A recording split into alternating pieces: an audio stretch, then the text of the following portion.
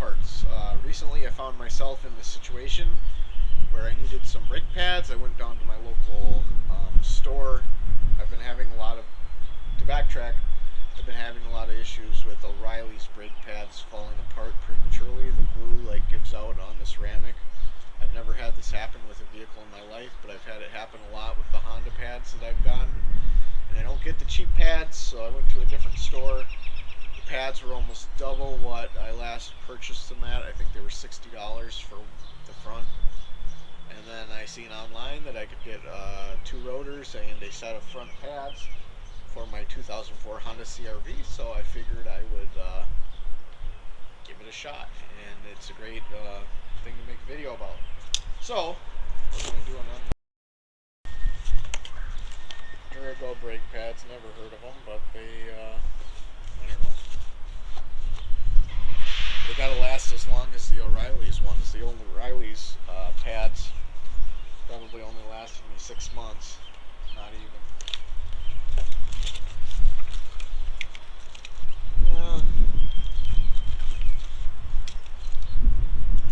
I don't know. Looks like a brake pad. Looks like a lot of metal fibers in it. Durago. Better get my garbage here.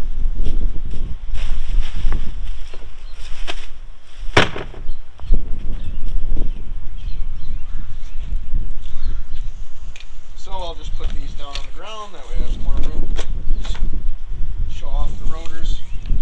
The rotors look like they're also Durago. And guys, not only is this going to be a review, kind of an install on the rotors, but I'm also going to keep an update on the product, how I think it was. If any of you guys have had any problems with Parts Geeks or have any complaints, I'd like you to leave them in the comment section. Because one of the reasons I was leery about ordering from Parts Geek was the review page that I found.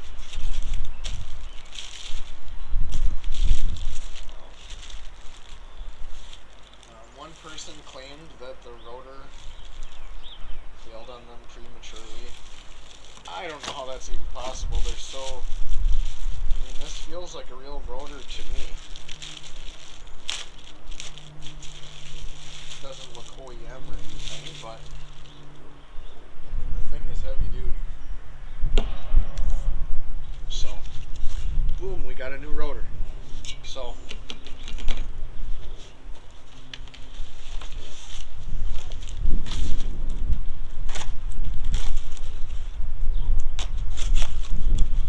cost difference here between my pads, 2 rotors with shipping, $70 on partsgeek.com. See if I can get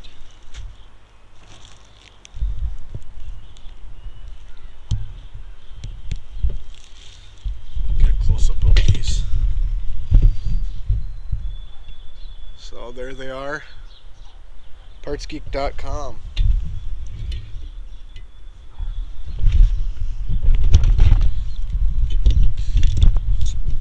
We're kind of going to go through the setup here.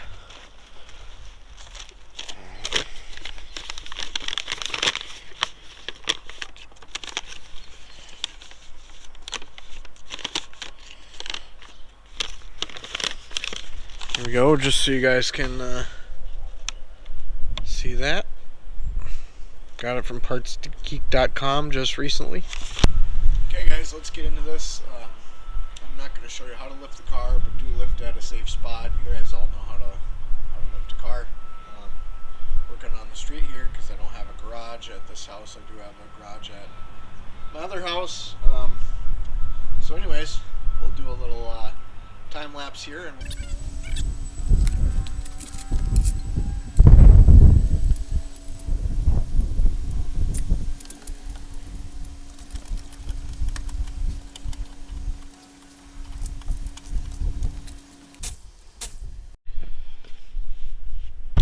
So a little background on this car. I bought it for my business maybe 3 years ago, and I've put about 60,000 miles on this thing already. It's a 2004 Honda CRV. I really love it. It's closing in on 300,000 miles, and it's still going strong. I could use some shocks and kind of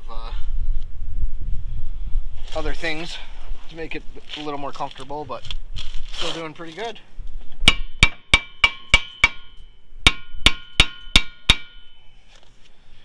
This I would recommend wearing some ear protection. It's pretty loud. Wow, is that thing worn? Yeah, I wish there was a damn easier way. If there's an easier way, message me about it. Let's see about prying this fucker off.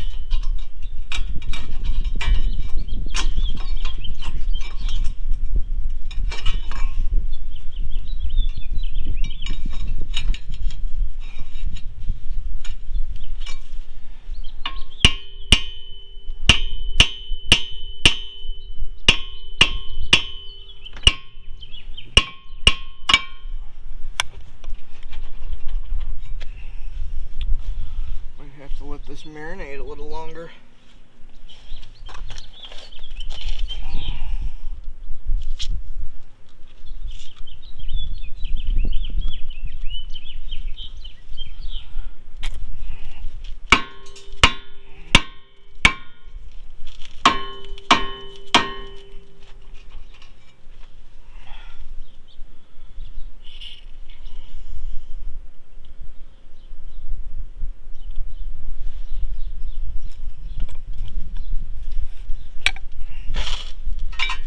This is a 2004 Honda CRV.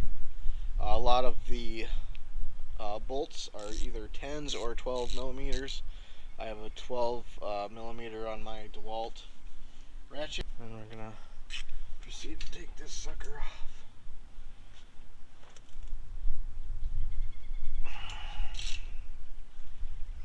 So, the way I usually go about this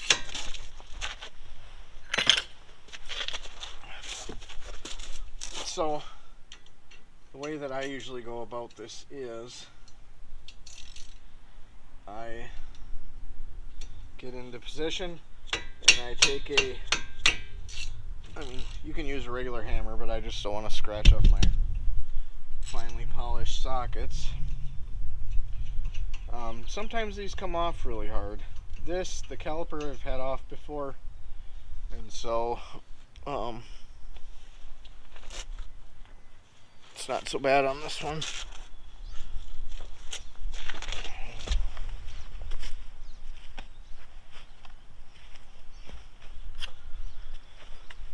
looking for my little magnet. Keep my stuff all where I know it is. Alright, last one. What I was going to say is sometimes these are a bear to get off.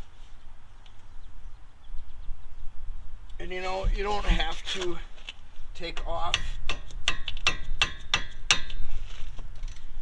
You could just take the whole caliper off, but I gotta change the pads, so I prefer this way.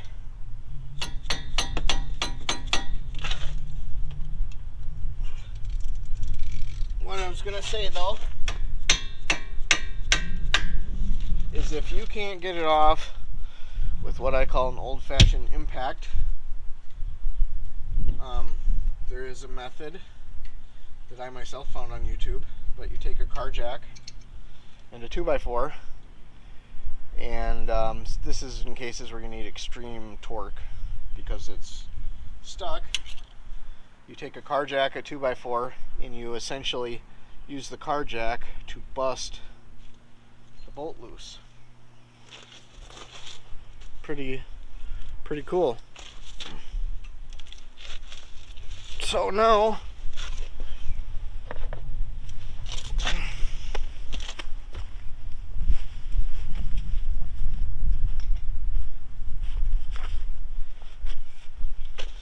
there's several different methods of doing this, but I just prefer to pry the sucker off Some people take the cap off of the oh, look at that. That thing needs to be replaced too. But you know what? Not today it don't. So, you can't have that thing dangling. And what I like to do, because I have these kind of lying around everywhere, is I like to use a copper wire. Hopefully this one's long enough. I don't think it is, or at least not at that point. We'll put it right there. That's not long enough either. Alright, maybe right there. I have a lot of these copper wires and I use them for various things, just to hold extension cords together mainly. But every now and again I need something to hold something, and so there you go. Now we have two more. Oh yeah, and we're going to take a look at let's take a look at the condition of this pad.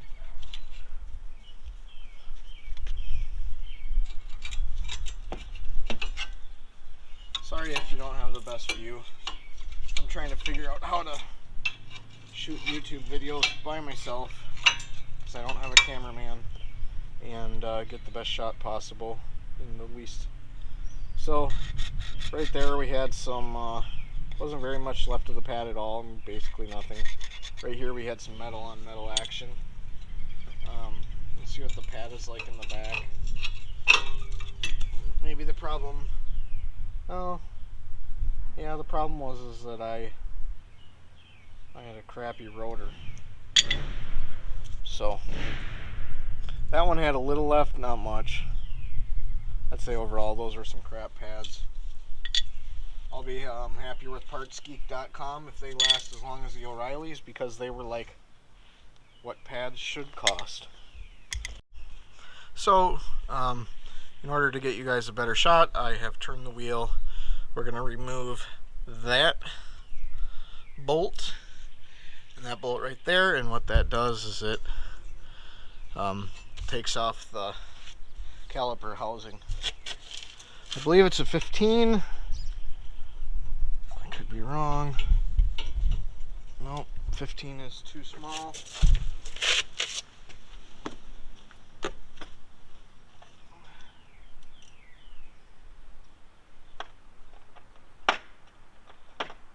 Try a 16. Hopefully this rotor comes off nice and easy. 16's too small. Well,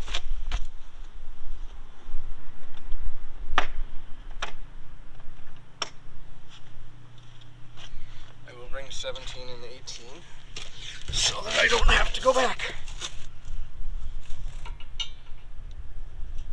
Alright, we got a winner. Looks like it's a 17. So, same deal.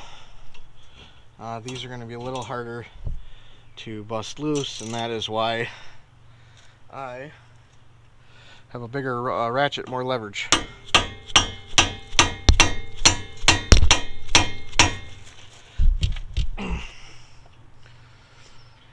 That one almost going to take a breaker, damn breaker bar. Get that sucker off.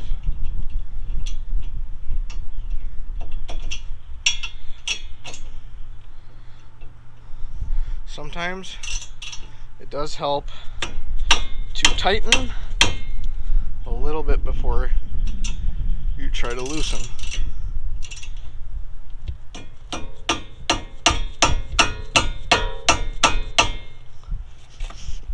tell you what, that thing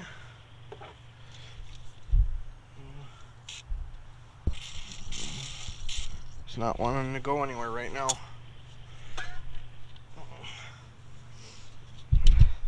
Let's give another marinate to this rotor as well. Just try to get anything you can in there.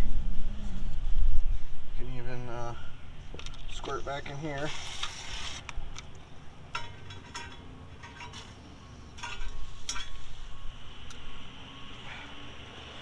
Alright, back to this sucker. Real life auto mechanics. Now this is mainly a problem of leverage. I just can't, I might have to move the camera here for a second.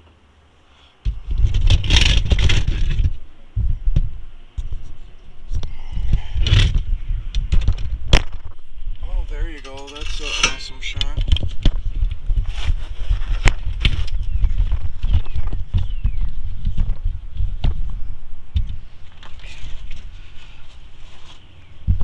Sorry about that.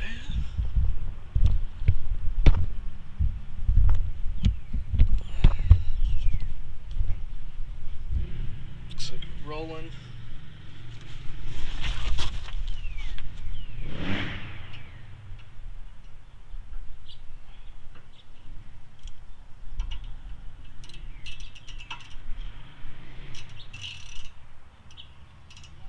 So you want to get it in a place that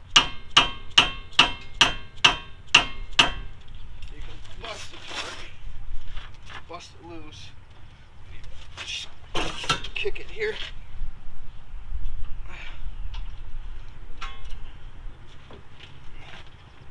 I got more strength in my legs. There we go. Got it loose.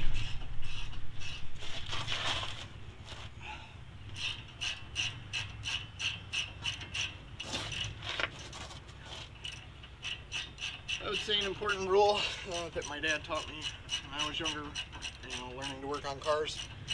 Never put your legs under a car like this. You don't have to.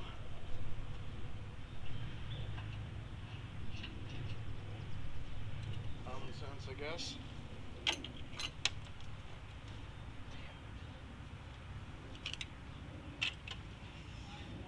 Okay, one left.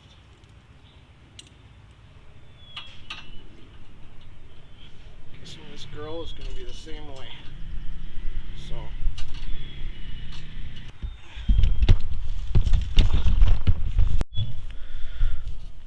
So essentially what we're trying to do is there's a rust bond right here primarily, and maybe a little bit around here. So because I want to keep this, I don't want to be hitting this with the steel hammer in any of the rotor area. So we're going to try to break that bond. Be very you don't want to hit your studs. You won't be able to get your tire back on. Be very deliberate and accurate in breaking the rust bond. Now it looks like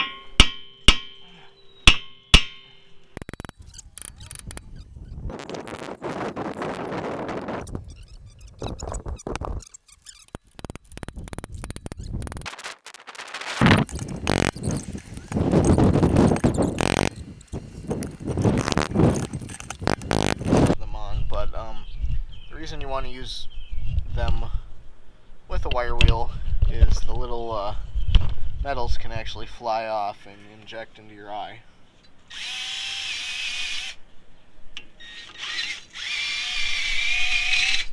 This is just a cheap little one that I got at Menards.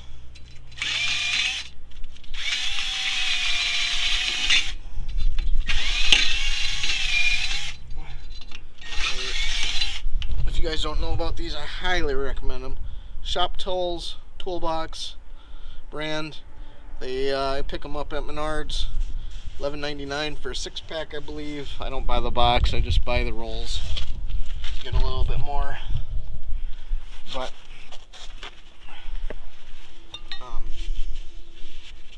they're actually fairly reusable. I don't reuse them a whole lot, but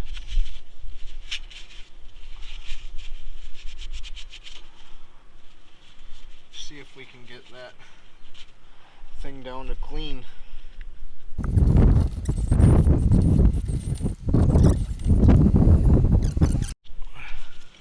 So I got some Loctite navel jelly, bought it on Amazon. Caution, contains phosphoric acid. Do not want to get this in your eyes or on your hands, so wear gloves and have safety glasses on while opening the bottle. Where did it? So what I'm going to do is, and I've never used this stuff before, by the way, so you guys are going to see it kind of firsthand as I am. We're just going to pour some of that in there. Full battery, baby. So, as you can see, I mean, there's some white stuff showing up. I mean, I think it's working, guys. I don't want to take it off. As you can see, there's some white stuff there. I don't want to wipe it off too early, but it's going to be something. I plan on using this on my Toyota that I have. I want to get the rust off of the frame and spray it with one of these rust sealers.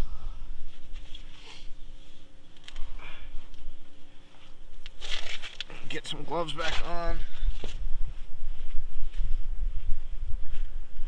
Rusty parts, they will put this on, and then they will put saran wrap on the surface, and that kind of keeps it from getting dried out before it works. No, first time using it. I can see it. I can see rust dissolving. Doesn't look like clean metal, but it is dissolving.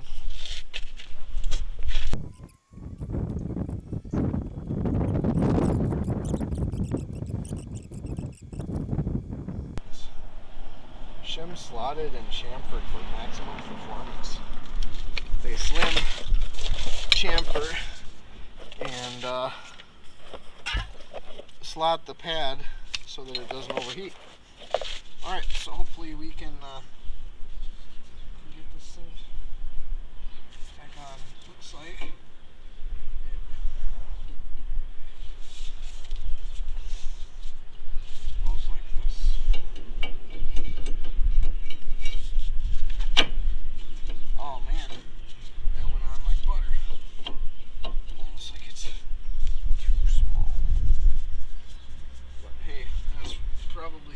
and all that rust that I took off of there. My partsgeek.com brake pads did not come with the little hardware clips. So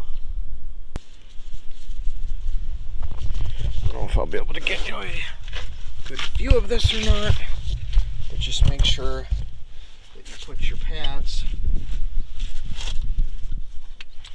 on the right. Okay, so as I told you guys, the Dura pads from Parts Geeks, they didn't come with my clips.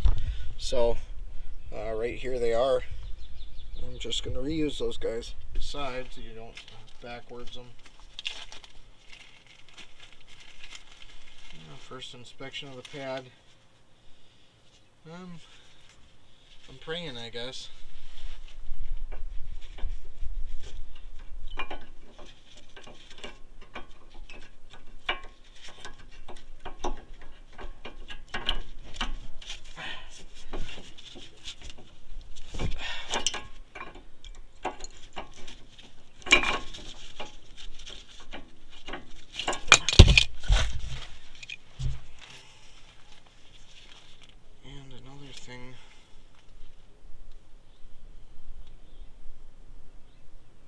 Usually the back pad has a clip on it. The Dura pads, I do not see that. These suckers are big. Bigger. Hopefully they fit these clips that I have here.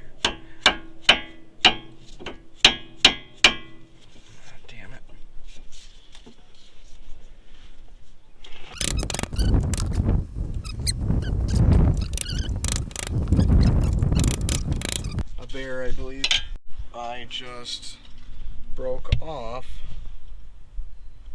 my caliper bolt inside of there like nothing. I didn't even get to the point where I was ready to call it my last go. That was strange. So now I will have to order a new one. I've had to take them out before. Damn it. So just want to show you guys, I broke off the bolt inside of the caliper pin. So what I did is I initially tried to drill it, but as you can see, it's moving there. I took like a chisel. It's like a small pointed chisel, and I was able to hit it in a direction to start spinning this out. Right now I can, like I said, I didn't hardly put any damn torque on that thing, and so now you can see that I'm getting it out. Just twisting it with my fingers. It wasn't in there very hard. I don't know what the problem is. I am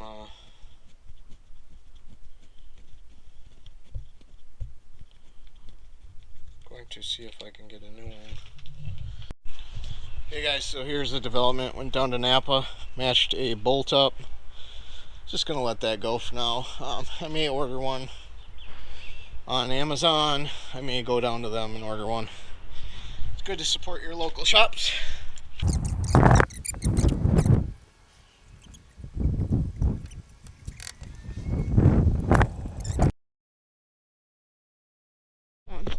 Hey guys, fast forward 3 months. We're July 1st right now. I installed the pads and the rotors at the beginning of April, I believe. It might have been the end of March. Things are going really good. The rotors have no unusual wear. They're wearing normal. They're not wearing fast. The pads are still, there's still a lot of pad left. I mean, it looks like a brand new pad still. And I'm happy. I'm a lot happier than I was with the O'Reilly's pads. So, this is a real world scenario. I broke a bolt. I ended up going down to my local Napa, which has a racing department, so they have all kinds of different heavy metal bolts, like a grade 8, grade 5. So I ended up getting a temporary bolt, and then ordered the one I needed, re-greased the pin, so now it's good. But real world scenario, that can happen. I didn't even torque on it and the thing snapped, so it must have been a weak bolt. I did have that happen, I believe, on the back side. I've also had issues on this car where the several of the lug nuts had snapped off, so I've replaced all of the studs on the rear of this car. So expect things like that to happen when you're working on old stuff. So overall, I'm happy with partsgeek.com. I would say side on the error of caution when going with them. I use them for brake pads and rotors. I wouldn't say buy a transmission or anything critical from them, just because of the reviews and people got the wrong parts online. They reported that it took them months to get the parts sometimes. So err on the side of caution and give them a try. I think I'm pretty happy with them. Until next time.